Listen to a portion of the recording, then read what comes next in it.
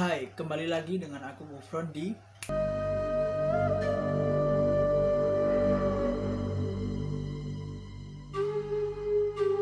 belakangan ini media sosial ramai terkait video yang satu ini.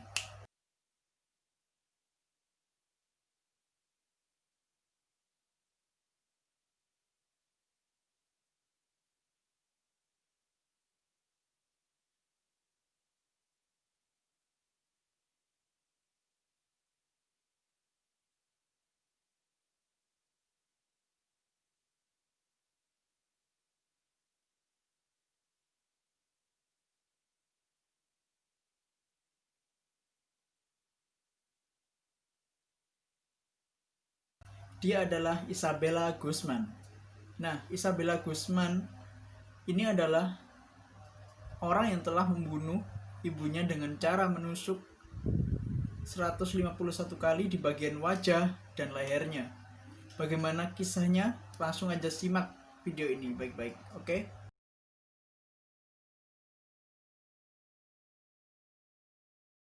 Ini dia fakta-fakta kenapa bisa si Isabella Guzman ini membunuh ibunya sebanyak itu.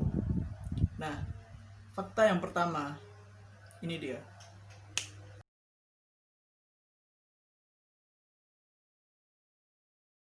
Isabella Guzman tinggal bersama ibunya yang bernama Yun Mi Hoy di Colorado, Amerika Serikat. Hubungan Isabella Guzman dan ibunya sudah mulai tidak akur semenjak ibunya memutuskan untuk menikah lagi.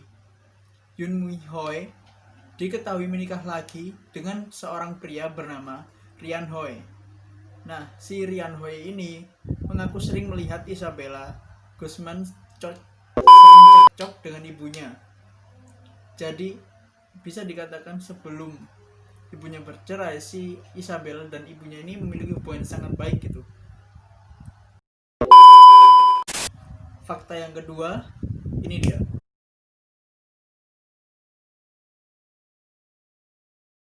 Isabella Guzman diketahui juga berani mengancam ibunya melalui sebuah email. Nah, Ryan Hoy yang juga mengetahui hal ini mengatakan bahwa kala itu Yun Mi Hoy sendirilah yang menunjukkan email dari Isabella tersebut.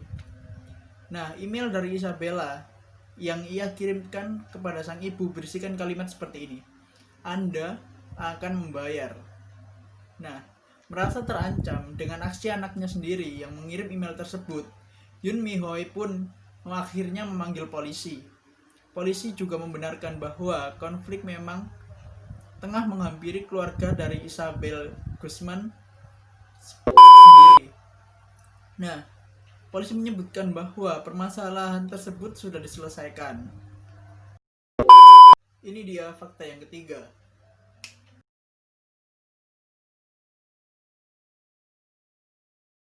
Isabella akhirnya nekat membunuh ibunya pada tanggal 23 Agustus 2013. Padahal Isabel masih berumur 18 tahun.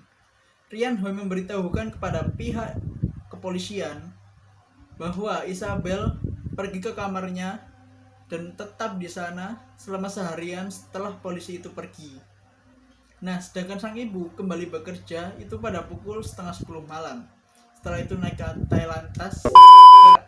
lantai atas, lantai 2 untuk mandi. Sekitar pukul 9:30 malam itu, pas waktu si Yun Mi Hoy ini mandi, tiba-tiba si Roy mengaku mendengarkan ada dentuman dari lantai atas dan sang istri juga memanggil-manggil namanya. Nah, pada kepolisian, Ryan Hoy menuturkan bahwa Isabel sempat menghalanginya untuk masuk. Ketika Ryan Hoy mencoba membuka pintu, Isabel ini mendorongnya dengan punggung agar tetap tertutup. Ia juga melihat darah mulai mengucur dari bawah pintu kamar mandi. Nah, khawatir dengan sang istri, si Ryan ini langsung menelpon 911 dan menceritakan apa yang ia lihat. Kepada polisi, Ryan juga melaporkan bahwa ia melihat Isabel sudah berdiri di ambang pintu kamar mandi sambil memegang pisau saat ia kembali ke atas. Nah, tak hanya melihat Isabel berdiri ambang pintu, Rian juga menyaksikan sang istri terbaring di kamar mandi.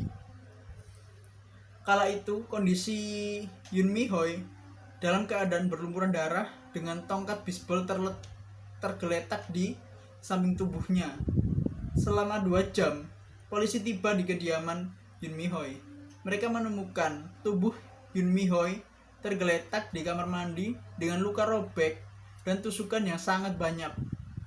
Nah, Yoon Mi Hoy akhirnya dinyatakan meninggal di tempat kejadian pada pukul 10:30 malam.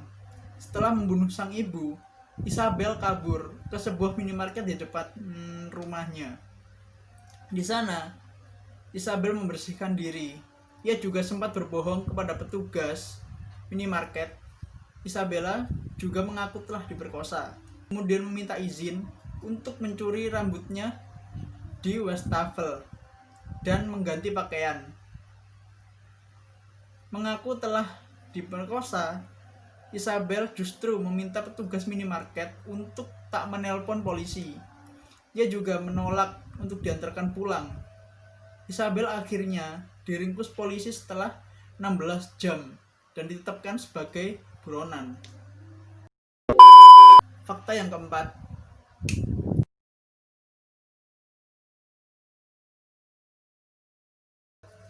Pada sidang pengadilan, Isabel justru dinyatakan tak bersalah.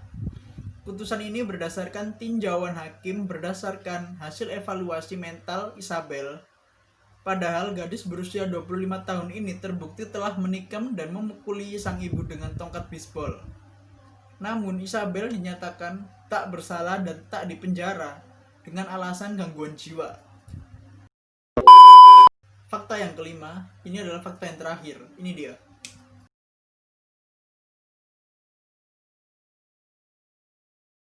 Tak dipenjara, Isabel justru dikirim ke rumah sakit di pemerintahan di daerah Pueblo. Isabel dikirim ke rumah sakit untuk menjalani perawatan kejiwaan. Nah, menurut keterangan dokter yang merawatnya, Dr. Richard Pounds, Isabel didiagnosa mengalami paranoia skizofrenia. Sedang dia sering menatap ke ruang hampa lalu berbicara sendiri, seperti cuman orang ini nggak terlihat gitu, kayak dia ngomong sendiri dan tertawa-tawa sendiri gitu. Nah, dokter yang bersaksi bahwa Isabel tidak percaya bahwa ibu sebenarnya adalah ibu kandung yang telah ia bunuh. Jadi Isabel ini tidak percaya bahwa yang dibunuh dia ini adalah ibu kandungnya sendiri. Nah, selama ini Isabel berhalusinasi bahwa ibu kandungnya merupakan sosok wanita bernama Cecela. Bahkan ia juga meyakini bahwa sang ibu perlu dibunuh untuk menyelamatkan dunia. Kami menghukum orang yang membuat keputusan untuk melakukan kesalahan ketika mereka tahu lebih baik dan mereka bisa melakukan sesuatu yang berbeda. Dalam kasus ini saya yakin bahwa berdasarkan bukti yang terlihat dan informasi yang telah disajikan di pengadilan, bahwa wanita ini tidak tahu benar dan salah dan dia tidak bisa bertindak berbeda dari yang dia lakukan. Mengingat signifikasi skizofrenia dan delusi paranoid, halusinasi visual yang dapat didengar yang dia alami, itu membuat keadilan harus mengambil langkah-langkah ini, kata George Brodsky, jaksa wilayah distrik yudisial ke-18. George Brodsky mengatakan bahwa Isabel akan tetap di sana sampai dia tidak lagi menjadi ancaman bagi komunitas atau dirinya sendiri. Itu dia fakta-fakta bagaimana Isabel bisa membunuh ibunya sendiri dan menusuk sebanyak 151 kali. Nah, bagaimana menurut kalian? Apakah si Isabel ini seorang psycho atau bukan? Atau hanya karena dia terkena gangguan jiwa? Nah, komen di bawah nanti ya. Oke, sekian hari ini video yang bisa aku sampaikan. Jangan lupa subscribe, like dan share ke teman-teman kalian. Oke, and bye bye, thank you.